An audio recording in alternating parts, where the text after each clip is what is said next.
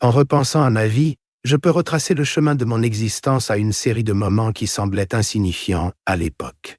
J'ai grandi dans une petite ville, où tout le monde connaissait tout le monde, et où ton nom avait du poids. Mon père dirigeait une entreprise de fusion de l'aluminium, et ma mère était enseignante. Ensemble, ils m'ont appris la persévérance et la valeur du travail acharné. J'ai emporté ces leçons avec moi-même lorsque la vie a dévié de son cours. Après le lycée, j'ai quitté ma petite ville, désireux de trouver ma place dans le monde. L'université n'était pas au programme pour moi, alors j'ai rejoint une équipe de construction locale.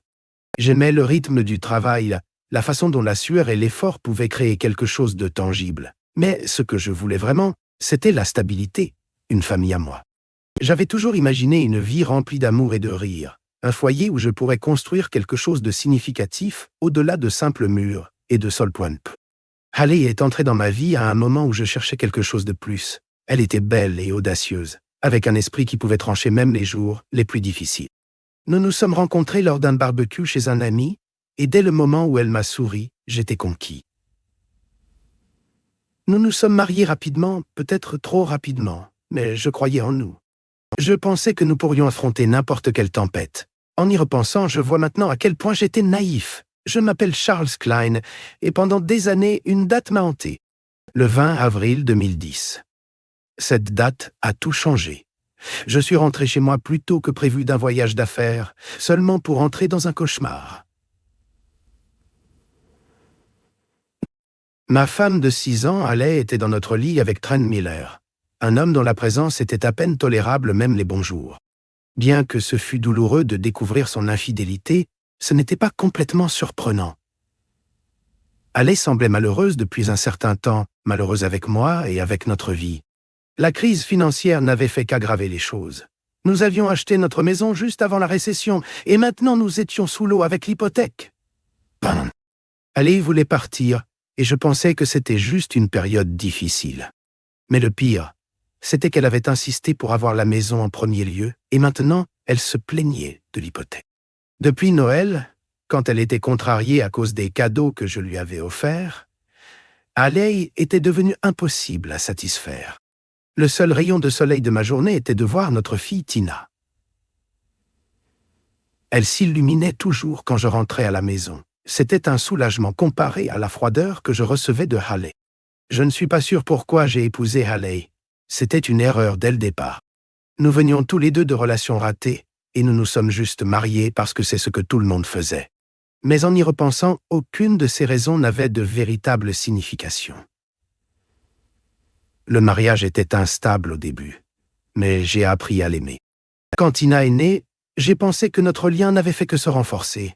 Mais maintenant, je me demande si Haley n'était qu'une grande actrice ou une manipulatrice hors pair.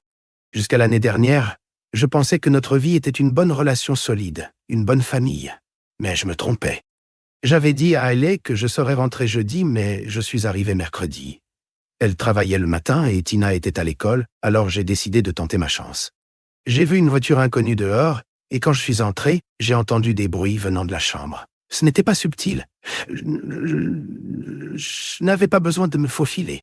Je suis resté là assez longtemps pour prendre quelques photos avec mon téléphone. Je n'étais pas en colère au début, juste profondément triste. Notre mariage était fini, et je savais qu'il n'y avait pas de retour possible après cette trahison.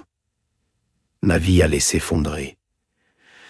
La pression financière était mauvaise, mais cela ne ferait qu'empirer. Je perdrais du temps avec Tina et je ne partagerais plus jamais d'intimité avec Haley. Mais quand Haley m'a vu, au lieu de s'excuser, elle a crié « Qu'est-ce que tu fais à la maison si tôt, Charlie ?» J'ai perdu mon calme. Je l'ai attrapé par les cheveux et j'ai crié « Tu es idiote!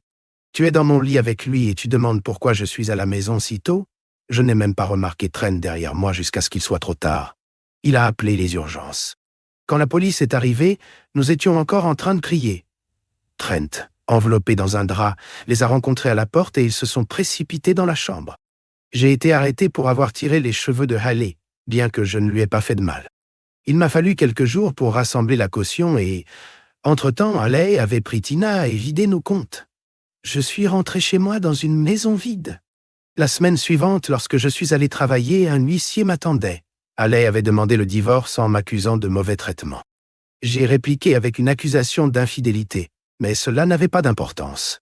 Le tribunal a statué en sa faveur, lui accordant la garde de Tina et m'ordonnant de payer une pension alimentaire et une pension pour enfants.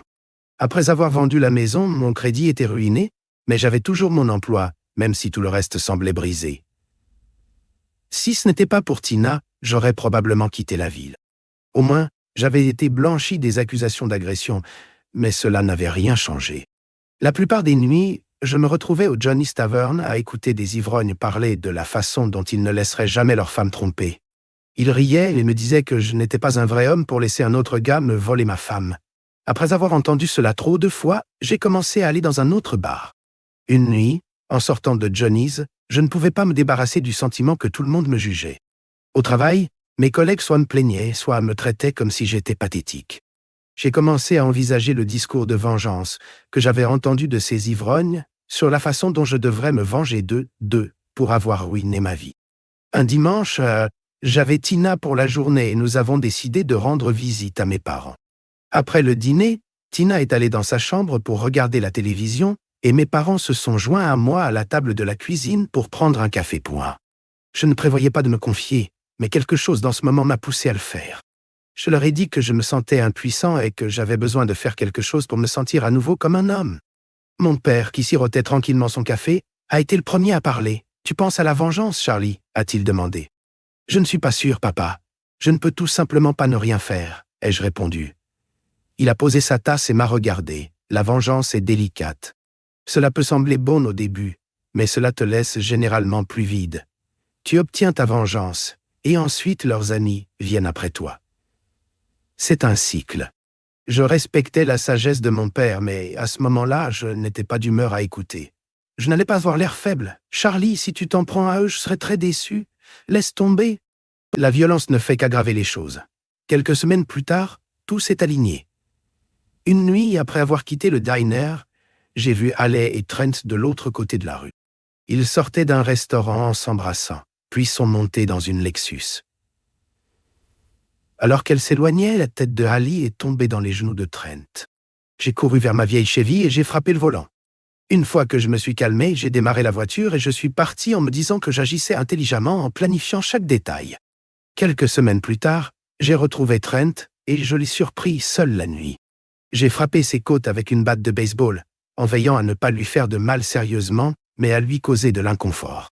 J'ai cassé sa jambe et sectionné son bras avant d'entendre quelqu'un crier depuis une maison voisine. « Yo, arrête !» J'ai appelé les flics. Yo, paniqué, j'ai jeté la batte, ma veste et mon masque dans une benne à ordures. Quand j'ai récupéré Tina, Haley m'a confronté en me demandant si j'avais attaqué Trent. Je me suis contenté de sourire sans rien dire, appréciant l'incertitude dans laquelle je l'avais laissé. Bien sûr, les flics ont commencé à m'interroger, mais j'ai tout nié en affirmant que j'étais resté seul à la maison. La batte n'a jamais été retrouvée, mais un ivrogne du Johnny's Tavern a témoigné en mentant sur moi, prétendant que je me vantais de l'attaque. Les flics et le procureur ont porté plainte pour agression aggravée et tentative d'homicide. J'étais coincé avec un avocat commis d'office, et bien que le dossier du procureur reposait sur des preuves circonstancielles et des faux témoignages, c'était suffisant. Au procès, j'ai été acquitté de la tentative d'homicide, mais reconnu coupable d'agression aggravée. J'ai écopé de 5 ans de prison, mais il y avait un certain soulagement. Les blessures de Trent n'étaient pas aussi graves qu'elles semblaient, puis, le 16 octobre, j'ai rencontré mon nouveau codétenu, Ronald Iron Ron Young. Je n'étais pas gay, mais en prison, les options sont limitées. Ron et son gang Arien ne me laisseraient pas vivre paisiblement, à moins que je ne me plie à leurs exigences. C'était simple, soumettre ou mourir. 6 mois plus tard, ma mère est venue me rendre visite. Elle m'a dit que Haley avait épousé Trent et déménagé au Texas. Il ne laissait pas mes parents voir ou parler à Tina. Ma mère a essayé de contacter la mère de Haley, mais s'est juste moquée d'elle. La cruauté fait partie de leur famille, a-t-elle dit. J'ai dit à ma mère que je n'avais jamais trompé Haley. C'est elle qui a fait ça. Je travaille avec un avocat spécialisé dans les affaires pénitentiaires. Peut-être que le juge me permettra de revoir Tina. À la fin de la visite, ma mère a commencé à se radoucir.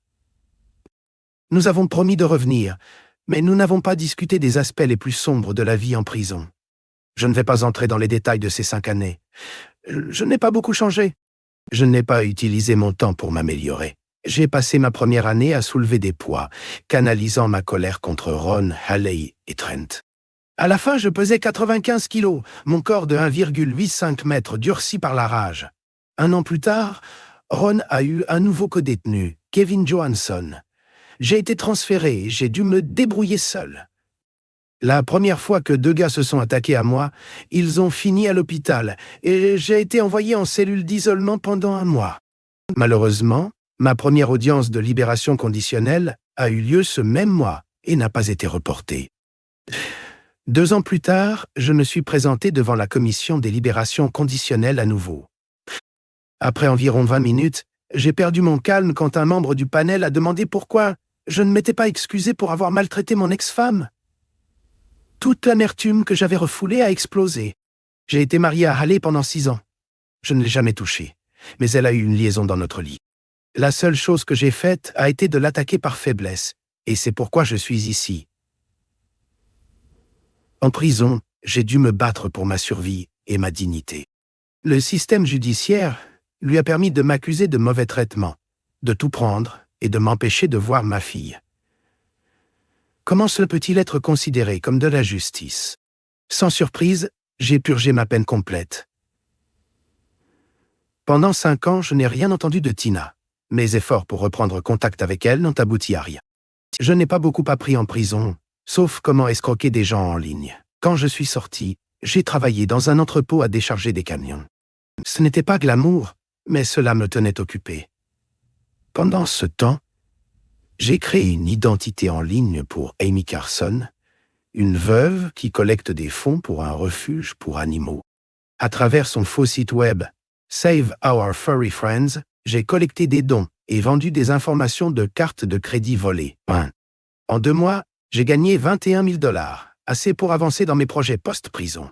J'avais besoin de me sentir vivant à nouveau, alors j'ai décidé de me lancer à fond. Cela faisait plus de 6 ans que je n'avais pas été avec une femme et j'étais désespéré de vivre cette expérience. Armé d'un certificat médical et de 700 $, je suis allé dans un bar. Quand j'ai rencontré Candy Sweet, j'ai été frappé par sa beauté. « Charlie, dit-elle avec un sourire, pourquoi le pantalon? J'ai demandé en remarquant qu'elle ne portait pas de jupe. Parce que ce soir, je le passe avec un homme qui a payé 600 $ plus pour boire, répondit-elle en souriant. Le fait que Candy ait une prothèse ne me dérangeait pas, même si certains clients avaient demandé des réductions. J'ai commandé un verre et me suis assis à côté d'elle. Bientôt, j'ai remarqué un gars qui me fixait, mais je suis resté calme. Il a proposé de m'acheter un verre, mais j'ai poliment décliné en lui disant que j'attendais quelqu'un. Candy a mis une main sur mon épaule, me signalant de rester composé. Je me suis levé et lui ai tendu un billet de 20 $ et dit « J'apprécie l'offre, mais je vais m'occuper du verre de ma compagne. » Je me suis assuré qu'il voyait les cicatrices sur mes mains, témoins de mes années en prison. Après un moment tendu, il a pris le billet de 20 $ et s'est éloigné en disant « Profitez de votre soirée. » Candy a souri. « Merci d'avoir géré ça. Ça aurait pu mal tourner. » J'ai levé un sourcil. « Comment fais-tu pour rester si calme ?» Candy a souri. « C'est trop tôt pour parler de moi. Concentrons-nous sur le fait de passer une bonne soirée ce soir. » Le barman m'a offert un verre gratuit. « C'est la maison, » a-t-il dit en hochant la tête. « J'apprécie comment tu as géré cette situation. J'ai eu une bagarre la semaine dernière, ça m'a coûté 400 $ pour réparer les dégâts. J'ai levé mon verre en remerciement et les siroté lentement, sentant la chaleur se répandre.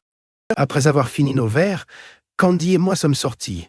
J'ai une chambre à côté et je dis « Tu veux prendre quelque chose à manger avant de monter ?»« Non, peut-être plus tard. »« Pizza ou chinois ?» a-t-elle répondu avec désinvolture. « C'est à toi de décider, » ai-je dit avec un sourire en la dirigeant vers l'hôtel. Dans l'ascenseur, je ne pouvais pas m'empêcher de sourire. Candy me regardait avec curiosité. « Quoi ?» demanda-t-elle. Je souris plus largement. « Tu es juste incroyable !» Nous sommes entrés dans la pièce et il n'a pas fallu longtemps pour que les choses s'échauffent. Ensuite, nous nous sommes effondrés dans le lit, nous reposant un peu. C'était inattendu, avouai-je en reprenant mon souffle. Candy me lança un regard avec un sourire espiègle. « Quoi ? Je ne pensais pas que ce serait si bon, et je ne m'attendais pas à ce que tu en profites autant. » dis-je, encore un peu stupéfait. Candy éclata de rire. « Eh bien, je suis une professionnelle, dit-elle avec un rire taquin. Mais il n'y avait aucun jugement dans sa voix. Je soupirais. Je n'ai jamais payé pour ça avant. J'ai toujours pensé que quelqu'un qui faisait ça pour vivre serait un peu plus distant. Comme s'il faisait semblant, mais tu ne faisais semblant de rien. Merci, dit-elle doucement. Son ton se réchauffant. Tu veux commander maintenant? Nous avons opté pour de la nourriture chinoise et pendant que nous attendions, nous avons tous les deux pris une douche. Alors que je me tenais là, je remarquai la prothèse de Candy, maintenant de près. C'était juste en dessous du genou, en métal. Je ne pouvais pas m'empêcher de fixer, fasciné par cela. Ça te dérange? Demanda-t-elle, sentant mon regard. Je haussai les épaules en la regardant. Non, pas du tout, honnêtement, c'est incroyable. Je n'ai même pas remarqué quand nous marchions ici. Tu ne boitais pas ou quoi que ce soit. Elle sourit, une pointe de fierté dans la voix. Je reçois souvent ce genre de questions. C'est juste une partie de moi maintenant.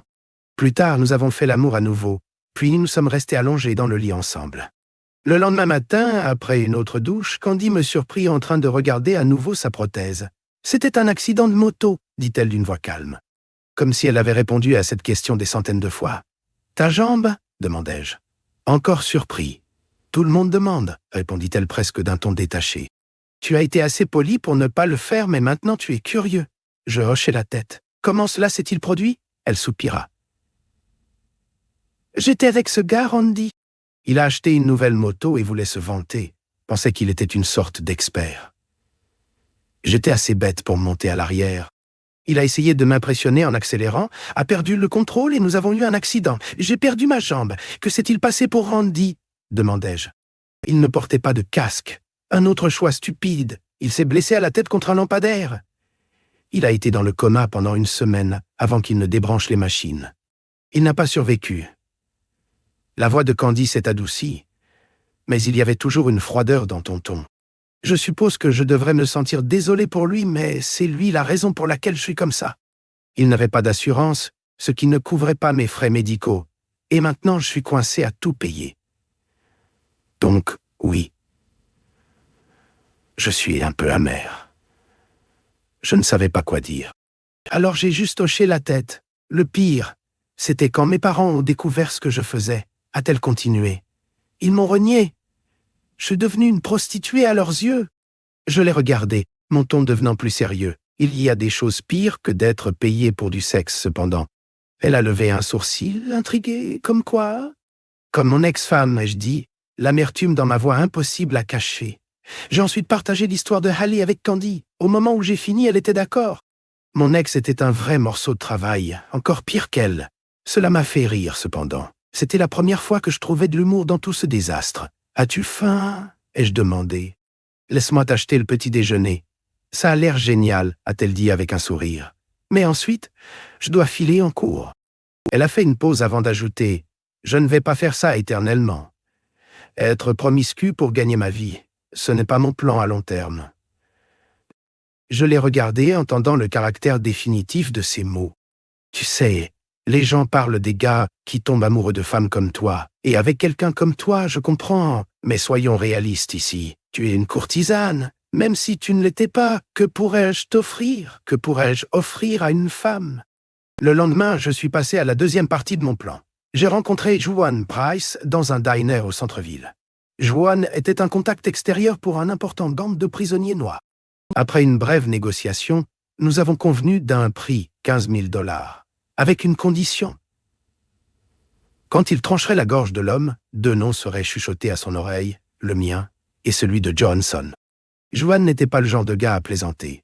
Il avait été accusé de choses, mais jamais condamné, et je lui faisais confiance pour tenir sa parole.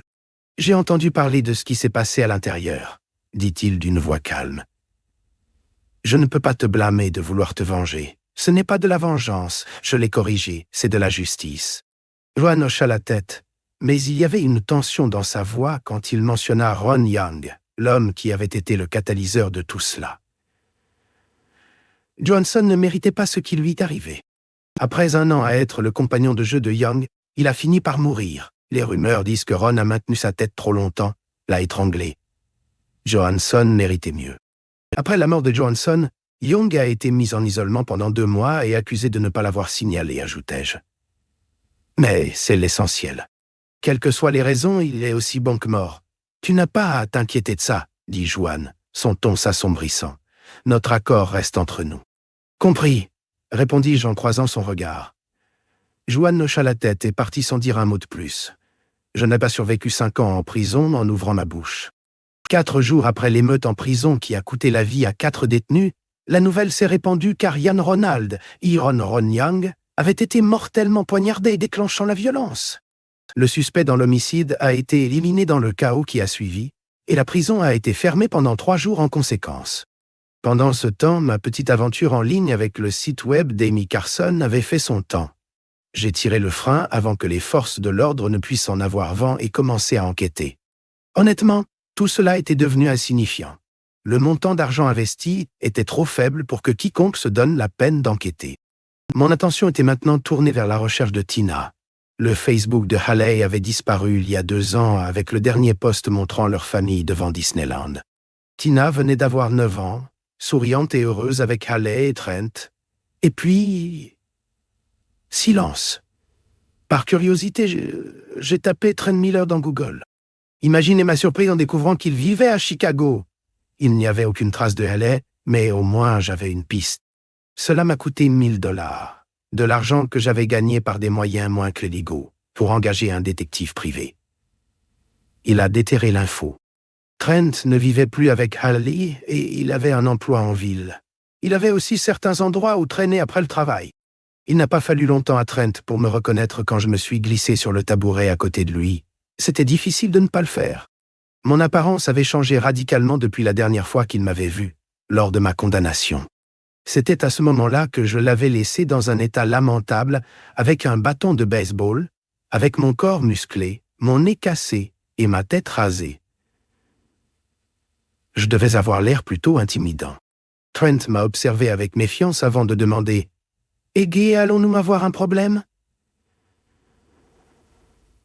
Yo, j'avais anticipé ce moment avant de l'approcher. J'avais déjà préparé ma réponse. « Ok, non !» Yo répondis-je en secouant la tête. Le fait que Trent m'ait frappé avec une batte de baseball était une erreur.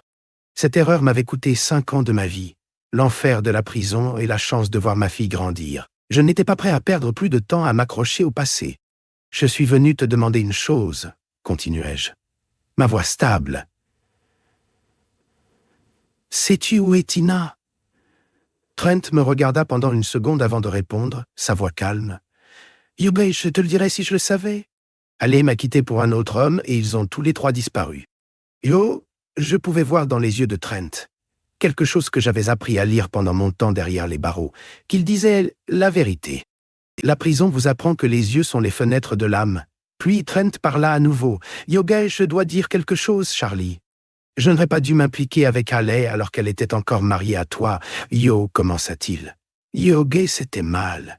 Je l'aimais vraiment et je pensais qu'elle m'aimait. Ça m'a fait mal quand elle m'a quitté pour ce type. C'est à ce moment-là que j'ai compris ce que tu devais ressentir. Quand nous avons commencé à parler, elle m'a raconté un paquet de mensonges que je n'ai pas compris avant plus tard. Elle m'a dit que tu l'avais maltraité et que Tina disait que votre mariage était une blague, que cela se terminerait soit par un divorce, soit par la vie.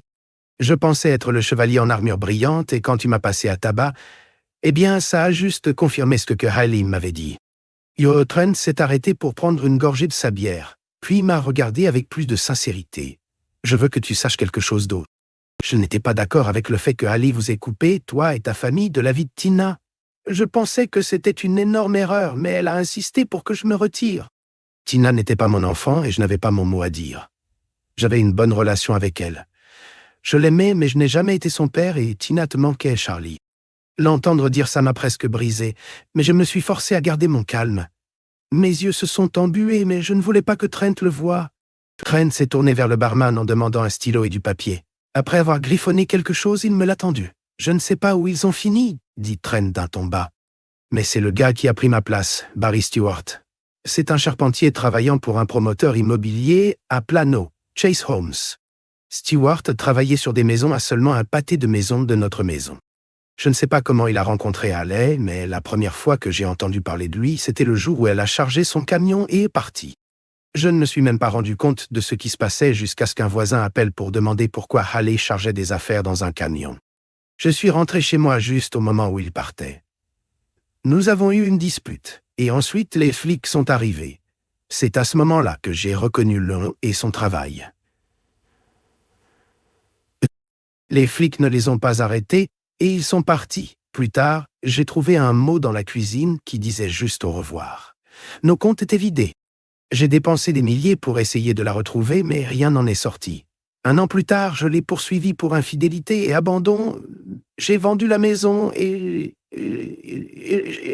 j'ai vendu la maison et je suis déménagé ici. Il y avait de l'amertume dans la voix de Trent en terminant, et je pouvais entendre la rancœur qu'il gardait encore contre Ali et moi. « Je voulais juste voir ma fille », ajouta-t-il doucement. Je remerciais Trent pour les informations, lui achetai un autre verre et quittai le bar en me sentant incertain quant à ma prochaine étape. Trent avait dépensé des milliers à la recherche de Haley, alors pourquoi devrais-je gaspiller mes ressources limitées à faire la même chose? Mais il y avait une personne qui savait probablement où se trouvaient Ali et Tina, et c'était la mère de Haley. Ce soit toutefois un risque. Si je me faisais attraper, je retournerais en prison. Mais je ne pouvais penser à aucune autre solution. Margaret Turner était une créature d'habitude, une femme qui ne changeait pas. Chaque dimanche, elle allait à l'église à 9 heures du matin, et elle laissait toujours une clé de rechange cachée dans la fausse pierre près de la porte du patio. Elle pensait probablement que son Rottweiler Brutus était toute la sécurité dont elle avait besoin. À 9h02, j'ai escaladé la clôture depuis l'allée derrière sa maison. La clé était exactement à l'endroit où elle devait être. J'ai donc déverrouillé la porte et suis entré, entendant Brutus grogner au loin.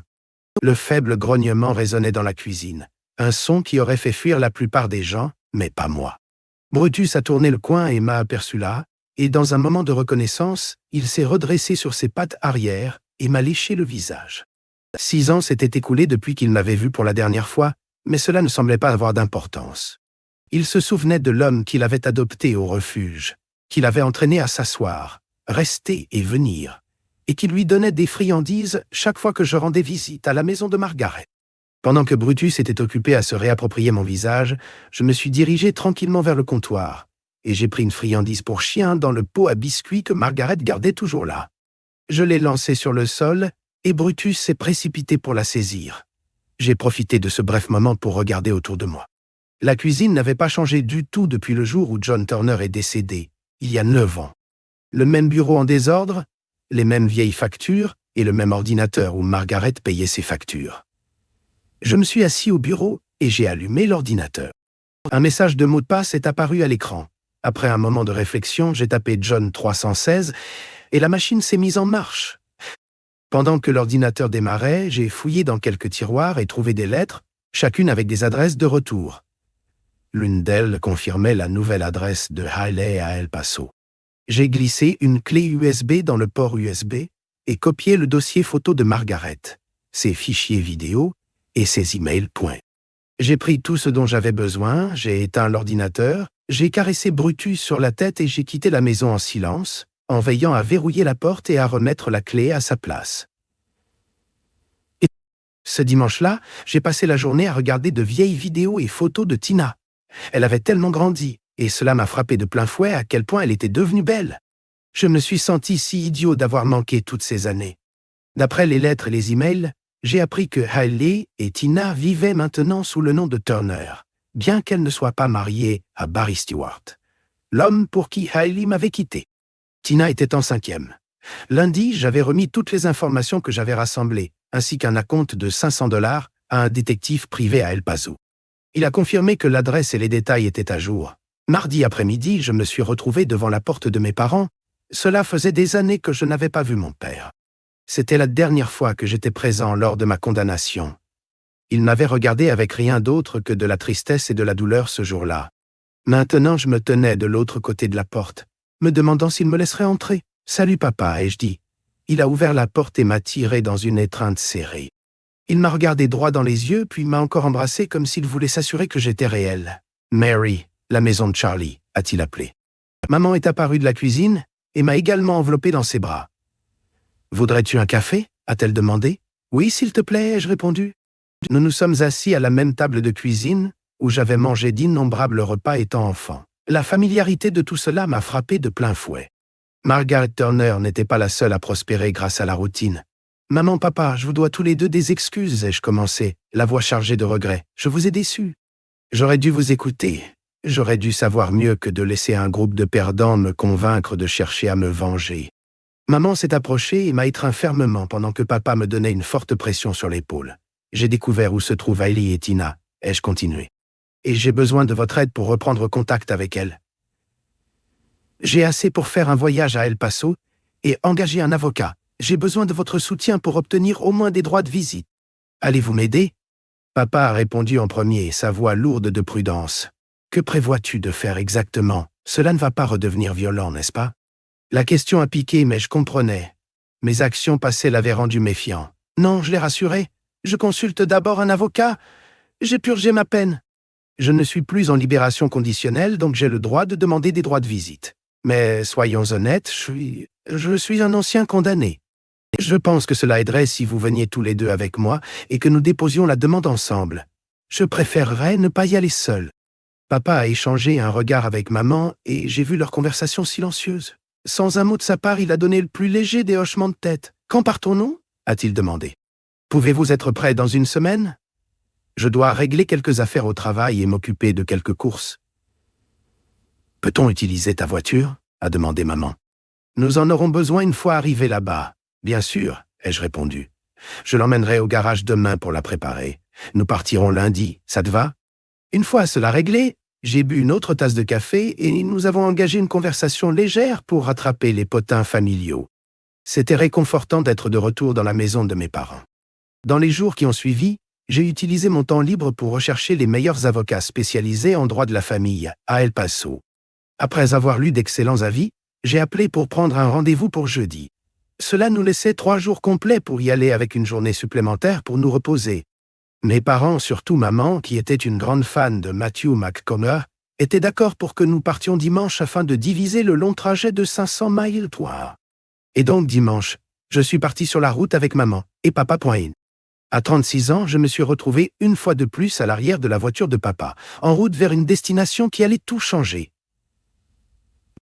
En passant par la ville, papa se remémorait ses propres road trips. Il nous a raconté comment, à seulement 3 ans, sa famille avait emprunté la route 66 pour Los Angeles. À l'époque, ce n'était pas que des autoroutes, mais des routes à 2 voies, et on ne pouvait pas conduire plus de 400 miles par jour. Il leur a fallu 7 jours pour arriver en Californie. Mon grand-père espérait un nouveau départ après la guerre, mais ma grand-mère avait le mal du pays. Alors ils ont fini par retourner à Racine, dans le Wisconsin. Le père de mon père était finalement devenu le PDG d'une entreprise de fusion de l'aluminium. Il avait connu le succès jusqu'à ce qu'une crise cardiaque l'emporte à 58 ans. Je ne l'avais jamais rencontré, mais mon père a dit qu'il m'avait nommé d'après lui, et c'est pourquoi j'avais reçu son nom. Au cours des 4 jours que nous avons passés sur la route, maman et papa m'ont raconté des histoires du passé, des histoires que j'avais soit oubliées, soit auxquelles je n'avais jamais prêté beaucoup d'attention en grandissant. J'avais quitté la maison à 18 ans, et cela faisait des années que nous n'avions pas passé autant de temps ensemble. La dernière vacance familiale dont je me souvenais était quand j'avais 14 ans lors d'un voyage en voiture à Washington, D.C. Jeudi après-midi, nous étions assis dans le bureau de Gladys Harper, un contraste frappant avec mes expériences passées avec la loi. Cette fois, les choses semblaient différentes, même positives. J'ai tout expliqué à l'avocate. Ma condamnation, ma peine de prison, comment Tina et moi avions été séparés, comment mes parents avaient subi le même sort. J'ai partagé les détails de mon divorce avec Hailey, son mariage avec Trent et mon propre divorce avec lui. Quand j'ai mentionné que Trent poursuivait pour infidélité et abandon d'enfant, l'intérêt de Mme Harper a été piqué. Cela ne me peignait pas sous un jour flatteur, mais cela ne faisait certainement pas de Hailey une sainte non plus. Au moment où ma mère a craqué, incapable de garder sa petite fille, toute réticence de la part de l'avocate a disparu. J'ai payé son acompte, et elle a immédiatement commencé à préparer les documents nécessaires. Tout ce que nous avions à faire maintenant était d'attendre. Nous avons décidé de ne pas rester à El Paso le week-end. Au lieu de cela, nous nous sommes dirigés vers le parc national de Big Bend, bien que nos esprits soient encore occupés par les affaires juridiques à El Paso. Malgré tout, nous avons pu profiter de la beauté paisible du parc le long du Rio Grande Pentua. 4 jours plus tard, Madame Harper a appelé pour nous informer que nous devions la rencontrer mardi matin pour préparer une audience devant un juge. Mardi après-midi, Gladys Harper était en pleine action. Elle avait même obtenu une déclaration signée de Trent Miller, confirmant que Haley avait mis fin à leur relation et coupé ses liens avec Tina. Cependant, Trent avait posé une condition, que Tina soit informée qu'il ne l'avait pas abandonnée et qu'il l'aimait toujours. Nous nous sommes réunis dans le hall du tribunal en direction du bureau du juge. Il n'a pas fallu longtemps pour réaliser que Madame Harper et le juge avaient une solide relation de travail. Nous avons répondu aux questions du juge, puis Madame Harper a clairement indiqué qu'à ce stade, nous ne cherchions qu'une réunion préliminaire avec Tina pour rétablir le contact. Elle a suggéré qu'un travailleur social nommé par le tribunal nous accompagne. Madame Harper a également souligné qu'en raison des actions précédentes de Haley, pour empêcher les clients de voir Tina, et plus tard de faire de même avec Trent, nous devions nous assurer d'avoir une compréhension claire de la situation. Nous devions nous assurer d'avoir une compréhension claire de la situation. Nous devions nous assurer d'avoir une compréhension claire de la situation. Nous devions nous assurer d'avoir une compréhension claire de la situation. Nous devions nous assurer d'avoir une compréhension claire de la situation. Nous devions nous assurer d'avoir une compréhension claire de la situation. Nous devions nous assurer d'avoir une compréhension claire de la situation. Nous devions nous assurer d'avoir une compréhension claire de la situation. Nous devions nous assurer d'avoir une compréhension claire de la situation. Nous devions nous assurer d'avoir une compréhension claire de la situation. Nous devions nous assurer d'avoir une compréhension claire de la situation. Nous devions nous assurer d'avoir une compréhension claire de la situation. Nous devions nous assurer d'avoir une compréhension claire de la situation. Nous avons demandé que Ali ne soit pas informée de la réunion. Elle essaierait probablement de la retarder et de manipuler Tina davantage. Je n'en croyais pas mes oreilles lorsque le juge a accordé notre demande et a programmé la réunion pour le lendemain. Nous devions récupérer Tina à l'école avec l'ordonnance du tribunal en main, accompagnée de Mademoiselle Harper et d'une assistante sociale pointée. Nous avions 3 heures pour parler avec Tina dans un café local, puis la ramener chez elle. En sortant du palais de justice sous le soleil éclatant du Texas, je me sentais plus léger que je ne l'avais été depuis des années. J'ai dû rassembler toute ma volonté pour ne pas étreindre Mademoiselle Harper sur le shampoing. Elle m'a assuré qu'elle travaillait déjà sur les documents de suivi pour établir des droits de visite pour moi et mes parents. Nous nous rencontrerons demain à 13h45, a-t-elle dit. L'assistante sociale ira avec vous à l'école. Une fois que vous aurez récupéré Tina, je me retirerai et l'assistante sociale restera avec vous jusqu'à ce que vous rameniez Tina chez elle. Ne gâchez pas cela. Restez calme, restez sobre et peu importe ce qui se passe. Surtout si la mère de Tina fait une scène, restez composé. Attendez-vous à ce qu'elle fasse une scène, surtout devant l'assistante sociale. Cela pourrait en fait aider notre dossier, traiter l'assistante sociale comme une amie. Elle pourrait le devenir lorsque nous retournerons au tribunal. Le juge nous a donné une opportunité inestimable. Ne la gaspillez pas. Sur ce, elle nous a quittés. J'ai étreint maman et papa en les remerciant pour tout leur soutien. Les 22 heures suivantes semblaient s'étirer à l'infini. Nous sommes restés près de l'hôtel, prenant un repas rapide dans un diner de l'autre côté de la rue. Une partie de moi craignait que quelque chose ne tourne mal. Que se passerait-il si Tina n'était pas à l'école quand nous arriverions? Mes parents ont essayé de me rassurer, mais je pouvais voir la même inquiétude dans leurs yeux. L'après-midi suivant, nous sommes arrivés au bureau de Mademoiselle Harper à 13h. 35 minutes plus tard, une femme petite et corpulente, Mademoiselle Marie Hernandez, s'est présentée. Elle a expliqué son rôle d'assistante sociale et comment elle observerait la situation sans être intrusive. Elle avait clairement lu les dossiers de l'affaire, car elle était particulièrement gentille et compréhensive envers ma mère, presque comme une grand-mère. Mademoiselle Hernandez nous a donné des conseils utiles sur la façon d'aborder Tina, surtout après une séparation aussi longue et traumatisante. J'étais particulièrement reconnaissant pour ces conseils car j'étais anxieux de voir comment Tina réagirait à ma présence. Nous sommes arrivés à l'école de Tina 30 minutes avant la sortie. Le directeur et le directeur adjoint ont examiné l'ordonnance du tribunal, ont consulté le district avec leur service juridique avant d'accepter de libérer Tina en notre garde. 10 minutes avant que la cloche ne sonne, Tina a été amenée au bureau du directeur adjoint. La première personne qu'elle a vue était ma mère, et le visage de Tina s'est illuminé de reconnaissance.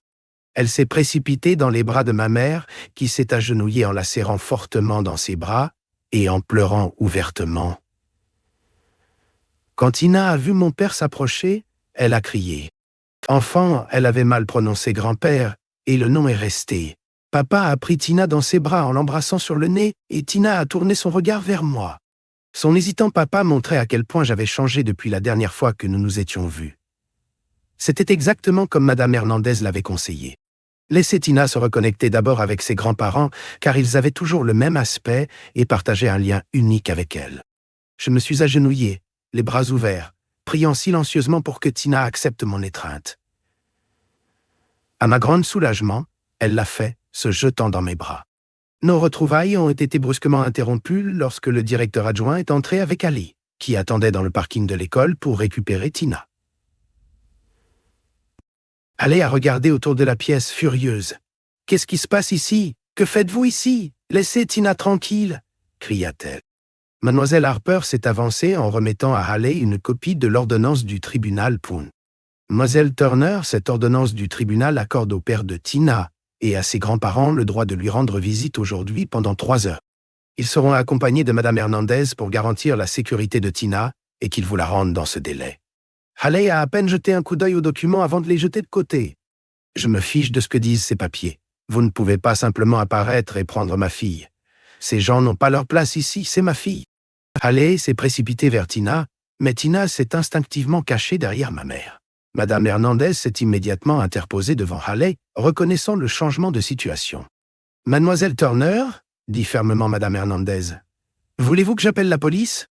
Si vous continuez comme ça, je vous garantis que vous serez arrêté et retenu jusqu'à ce que vous vous calmiez et que vous arrêtiez de menacer les gens. » La tension dans la pièce était palpable, mais au moins, cela semblait être le premier vrai pas vers le retour de Tina.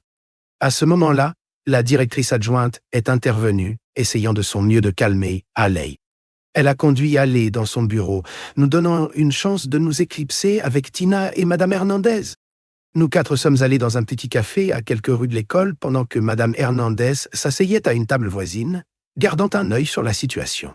Plus tôt, Madame Hernandez nous avait donné des conseils sur la façon d'aborder Tina après une si longue séparation. Nous avons suivi ses suggestions et je crois que cela a fait toute la différence. Tina ne semblait pas effrayée, mais mon cœur s'est brisé quand elle a demandé en larmes. « Papa, pourquoi ne m'as-tu jamais appelé ou envoyé de lettres? Pourquoi n'ai-je jamais reçu de carte d'anniversaire? Heureusement, j'avais anticipé cette question. » J'ai plongé ma main dans le sac à main de ma mère et en ai sorti une grande enveloppe manille. « Tina, je pensais à toi chaque jour où nous étions séparés. Je t'ai envoyé des cartes postales et des lettres. Elles m'ont toutes été renvoyées, cependant. Ta mère les a renvoyées. Elle ne voulait pas de moi ni de tes grands-parents dans ta vie. Je lui ai montré les enveloppes, chacune estampillée retour à l'expéditeur avec l'écriture de Haley dessus. 2 fois, j'ai engagé des avocats pour essayer de la convaincre de me laisser te parler. « Pourquoi a-t-elle fait ça, papa ?» demanda à nouveau Tina, confuse. Je voulais dire parce que ta mère est cruelle, mais j'ai retenu ma langue, j'ai pris sa main doucement et dit « Un jour, tu devras lui poser la question, mais pas aujourd'hui. Aujourd'hui, parlons juste, d'accord? Toi, moi et tes grands-parents, nous t'aimons tous et voulons savoir ce qui se passe dans ta vie. Comment se passe l'école? Pratiques-tu des sports? Quels sont les noms de tes amis? » Les 3 heures passèrent dans un flou. Nous avons conduit jusqu'à la maison de Haley en veillant à respecter la limite de temps. À notre arrivée, Haley nous attendait sur le porche, cigarette à la main, clairement en colère. Je me suis garé au bord du trottoir, et avant même que je puisse me garer, Tina s'est exclamée depuis la banquette arrière. « Je veux te montrer ma chambre. » En voyant Haley là, je me suis hésité. « Je ne pense pas que ce soit un bon jour pour ça, Tina. Ta mère ne semble pas très heureuse de nous avoir ici. »« Mais c'est ma maison et je devrais pouvoir te montrer ma chambre ?» protesta Tina, clairement offensée. Ma mère, voyant la situation, a gentiment suggéré. « Que dirais-tu de me montrer ta chambre aujourd'hui? La prochaine fois, nous pourrons tous la voir. » Tina a accepté à contre-cœur. Madame Hernandez, qui avait observé la scène en silence, a dit qu'elle devait rester avec elle. Donc, maman, Madame Hernandez et Tina sont sortis de la voiture et se sont dirigés vers le porche.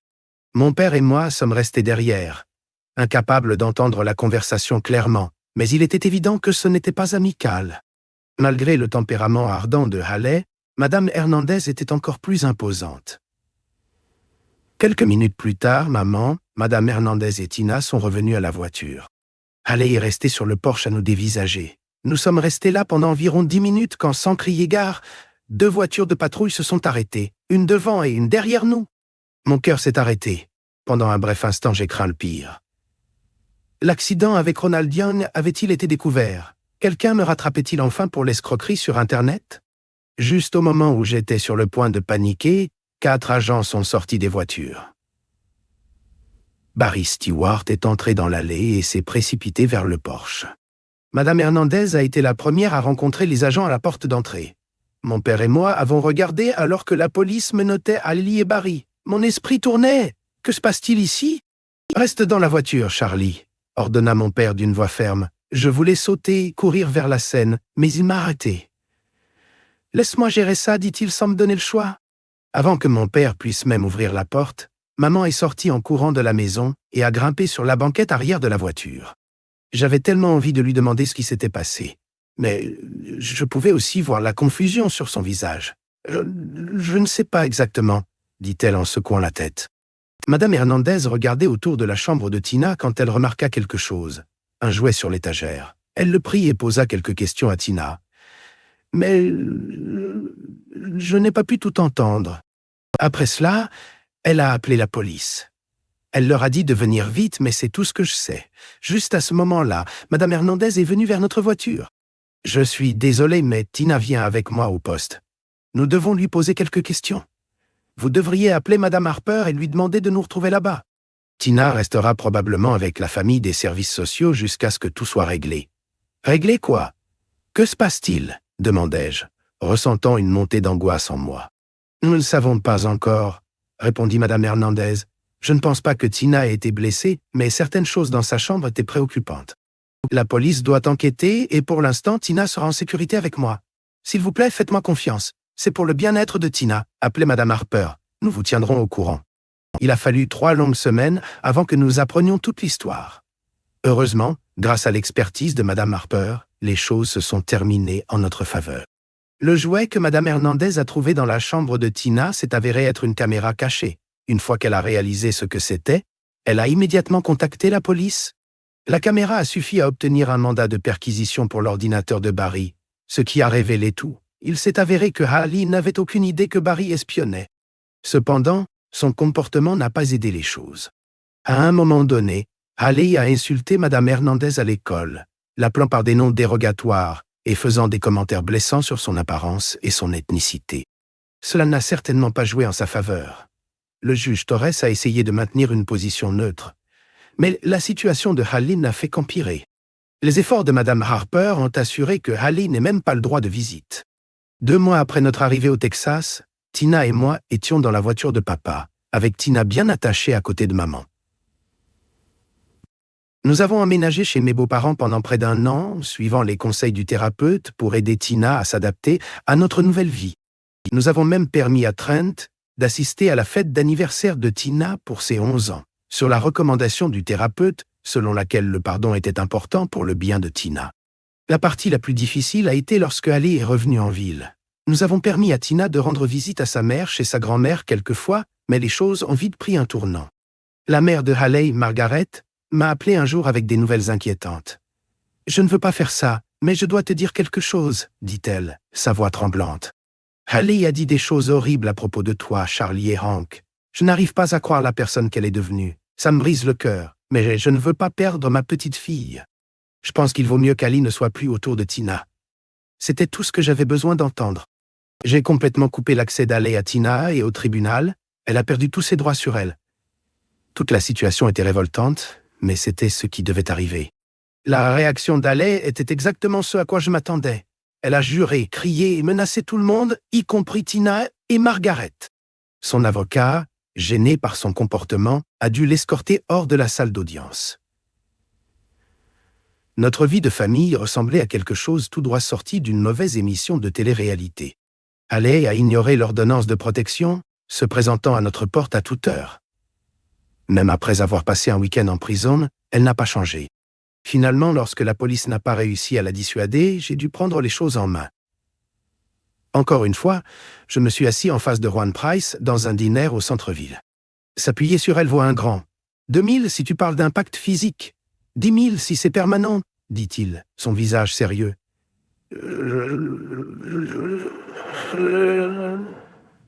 Je ne veux pas qu'elle soit blessée, cependant. Il suffit de s'en aller. Nous allons gérer ça poliment. Demande-lui de quitter la ville.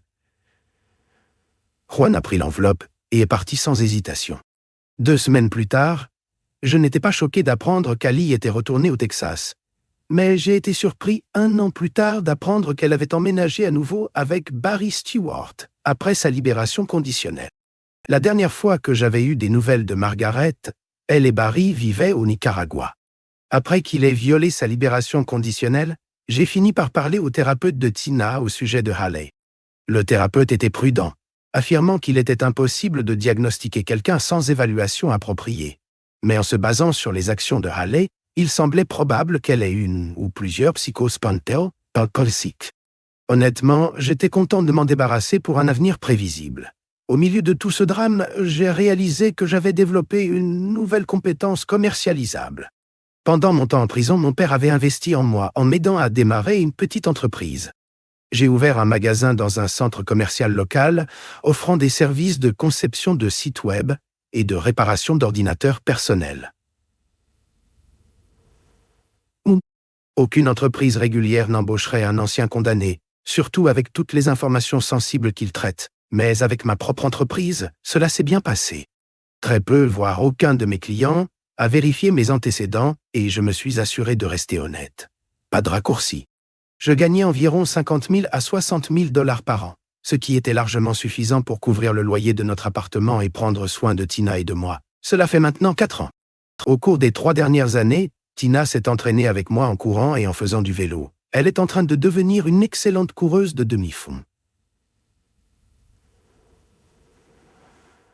Oh, l'entraîneur de l'équipe de piste du lycée garde déjà un œil sur elle, et il semble qu'elle va concourir l'année prochaine en tant que 2e année pointant. Samedi dernier, Tina et moi avons participé à une course amusante au Crystal Lake, une balade à vélo de 25 miles suivie d'une course de 10 km/h.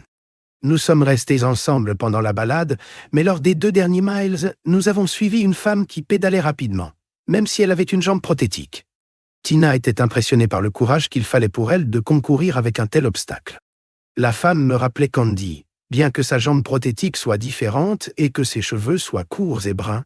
Je gardais les yeux sur la route et je n'ai pas regardé son visage en passant. Le souvenir de Candy me mettait mal à l'aise, surtout parce que j'étais avec ma fille. Ce n'était pas le meilleur moment pour être sentimental. Nous sommes passés des vélos à la course et, 42 minutes plus tard, alors que nous approchions de la ligne d'arrivée, une femme nous a dépassés, terminant juste devant nous. Tina s'est approchée d'elle pendant que nous reprenions notre souffle et s'est présentée. La femme se tenait de dos, mais a souri chaleureusement en acceptant la poignée de main de Tina. « C'était incroyable, merci », a dit Tina. Je suis resté en retrait les laissant parler. C'est typique de Tina de se faire de nouveaux amis partout où elle va. Dernièrement, elle essaie de jouer les entremetteuses, m'encourageant à parler aux femmes qu'elle rencontre.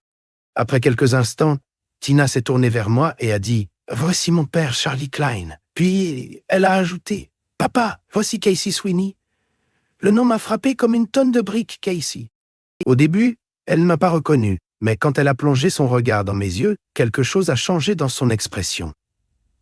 « Enchanté de te rencontrer, Casey », ai-je dit en lui serrant la main. « Papa », a dit Tina, « j'ai dit à Casey que nous devrions nous arrêter à cet endroit près de la rivière pour le déjeuner. » Casey a acquiescé. Bien sûr, j'adore cet endroit. Nous allons au Broken Paddle, tu connais? Casey a souri, son expression s'adoucissant alors qu'elle se souvenait. Je pense que je devrais vous laisser avoir un peu de temps père-fille, a-t-elle dit. A-t-elle dit? Je vais vous donner une pause. Casey, c'est gentil de ta part, mais nous avons passé du temps ensemble toute la semaine, ai-je dit en souriant. Je pense que Tina apprécierait un peu de compagnie avec quelqu'un de son âge. J'ai cligné de l'œil. S'il te plaît, ne nous déçois pas. Rejoins-nous. Es-tu sûr? A-t-elle demandé en me lançant un regard taquin. Dois-je supplier? J'ai souri. Si je ne le fais pas, Tina le fera. D'accord, je vous rejoins là-bas. Casey a accepté. Pendant que Tina et moi mettions nos vélos dans la voiture, j'espérais silencieusement que Casey ne se désisterait pas. Mais elle est venue et nous avons passé la demi-heure suivante au restaurant. Pendant que je mangeais mon burger et sirotais une bière, Tina et Casey discutaient comme de vieilles amies. Tina était ravie d'apprendre que Casey avait obtenu son diplôme de l'Institut d'art avec un diplôme en photographie, le musée préféré de Tina à Chicago. L'art est aussi sa matière préférée à l'école. J'ai écouté leur conversation et j'ai appris que Casey travaillait pour une entreprise de marketing, photographiant des produits pour des catalogues de vente en ligne. La plupart des petits magasins sans photographe interne engagent des agences comme celle de Casey pour gérer leur contenu web. Leur conversation a été interrompue lorsqu'un jeune homme a demandé à Tina de le rejoindre, lui et ses amis, pour un jeu de lancer de sacs de fèves.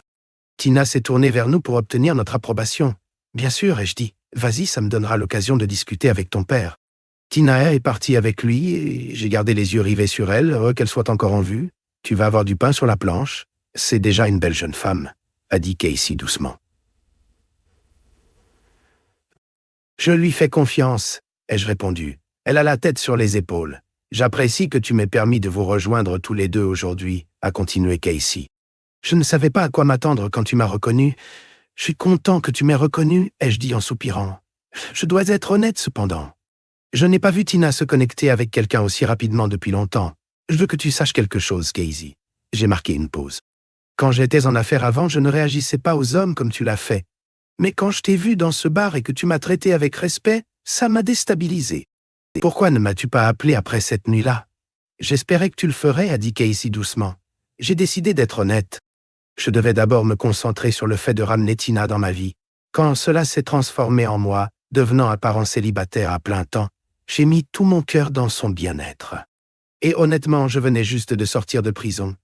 Il aurait été trop facile de tomber amoureux de toi, surtout avec ta beauté. Elle m'a regardé. Sa voix douce, mais interrogative. Et tu ne voulais pas tomber amoureux de quelqu'un comme moi? Je me suis rapidement corrigé. Non, je ne voulais pas dire ça. Ne pense pas ça, je suis désolé. Elle a marqué une pause puis a demandé « Es-tu toujours escort ?» Elle l'a formulé avec douceur, comme si elle marchait sur des œufs concernant le passé. J'ai légèrement grimacé, mais elle m'a juste regardé avec une patience silencieuse. « Non, a-t-elle répondu, pas depuis que j'ai obtenu mon diplôme et que j'ai eu un emploi stable. J'ai un bon revenu maintenant avec des avantages sociaux. J'ai quitté le jour où j'ai été embauché. Mes factures médicales sont payées et j'ai même eu une nouvelle prothèse de jambe. » J'ai hoché la tête, soulagé pour elle, avant de demander « Et comment va ta famille ?» Je me souviens que tu étais en froid avec eux pendant un certain temps. Elle a souri faiblement. « Tu as une bonne mémoire. » Puis son expression s'est adoucie. « Maman et moi parlons à nouveau. Papa a encore du mal à accepter ce que j'ai fait, mais il essaie. Il préférerait hypothéquer leur maison plutôt que de me voir revenir à cette vie. Mais je ne pourrais pas leur faire ça.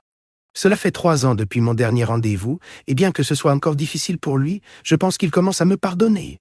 Nous avons passé le reste du temps à parler de Tina et du travail. Quand Tina est revenue à la table, nous nous sommes préparés à partir. « Papa, est-ce que Casey peut venir dîner le week-end prochain ?»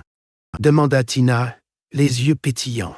Tout ce que je pouvais penser à ce moment-là, c'était à quel point j'étais fier de ma fille intelligente et réfléchie. Je ne savais pas que ce dîner serait le début de quelque chose de bien plus. Casey et moi sortons ensemble depuis plus d'1 an maintenant. J'ai pensé à lui proposer bientôt. Tina l'adore, et toutes les deux sont devenues meilleures amies. Avant de demander Casey, cependant, je prévois de demander la permission à son père. J'espère que cela les aidera à se réconcilier, même si cela avance lentement. Quant à son père, comme la plupart des hommes, il se demande pourquoi le passé de Casey ne me dérange pas. Peut-être que cela devrait. Mais après en avoir parlé avec elle, nous sommes tous les deux d'accord pour dire que la fidélité dans le mariage est non négociable. Certains pourraient m'appeler un fou d'épouser une femme avec un tel passé et de l'autoriser à entrer dans la vie de Tina, mais je ne le vois pas de cette façon. 2 ans avant cette course à Crystal Lake, je sortais avec une gentille femme et les choses devenaient sérieuses. Puis un jour, elle m'a demandé pourquoi il me manquait des dents de devant. J'ai décidé de lui dire toute la vérité sur mon passé, y compris ma rencontre avec Ron Young. Elle ne l'a pas bien pris et est vite devenue distante. Après quelques mois, elle a disparu complètement de ma vie. Il était clair qu'elle ne pouvait pas accepter les choses que j'avais faites pour survivre en prison. Alors, quand les choses sont devenues sérieuses avec Casey, j'ai su que je devais lui dire la vérité. Je lui ai tout raconté en espérant qu'elle comprendrait.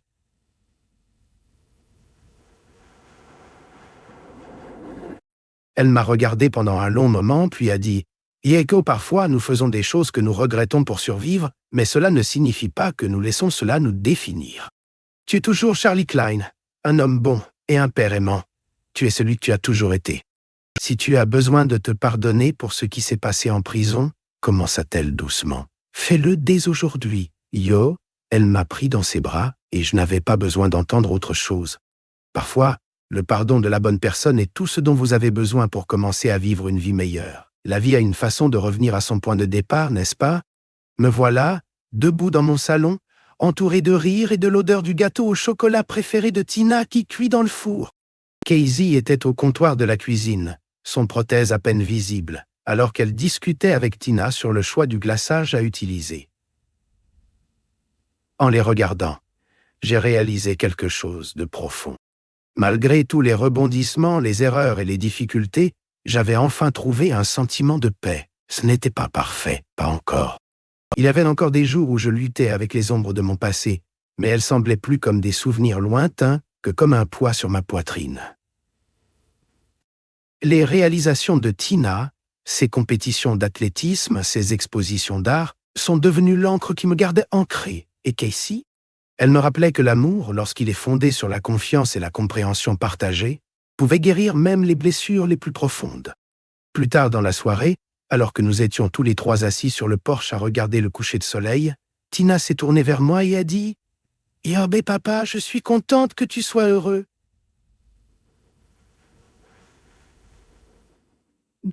Nous le méritons. Yo, pour la première fois depuis des années, je l'ai cru. Peut-être que le chemin vers ce moment n'était pas facile, mais il m'a conduit ici, à une famille forgée non par la perfection, mais par la persévérance. Et à la fin, c'était plus que suffisant.